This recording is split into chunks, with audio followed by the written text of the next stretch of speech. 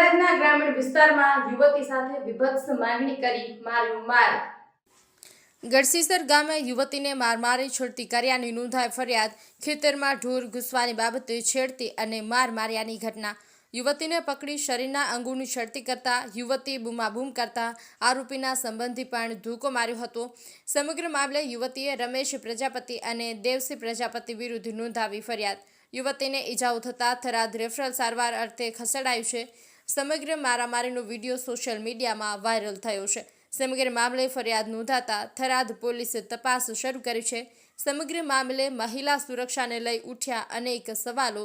શું આ છે મહિલા સુરક્ષાના દાવા કે ગામની યુવતીઓ પણ સુરક્ષિત નથી? યુવતી પર આ રીતે હુમલો કરવાની હિંમત ક્યાંથી આવી? શું લોકોને કાયદા વ્યવસ્થાનો ડર જ નથી રહ્યો? વાયરલ વિડીયો જ બતાવી રહ્યો છે કે લોકોની માનસિકતા ક્યાં અટકે છે। મહિલાને દેવી સ્વરૂપ ગણાય છે તો આ હુમલો કેટલો વ્યાજબી છે?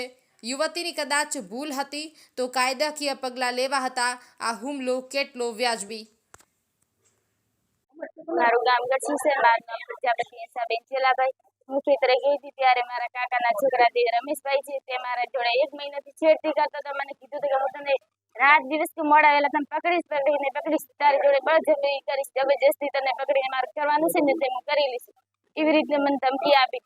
જ્યારે પછી આ મને એકલી જોઈને એ રમેશે મારી જોડે બળજબરી કરવા, રેપ કરવા આવી ત્યારે મેં એને ધક્કો મૂકીને દૂર કાઢ્યો। તો એ મારી જોડે માથે આવ્યો તો એટલે પછી મેં ધક્કો મૂકીને છેડો કાઢ્યો તો મને એમ કીધું એટલે એને મને ખૂબ જ માર્યો। માથામાં ને કમરમાં ખૂબ ધોકા થયા।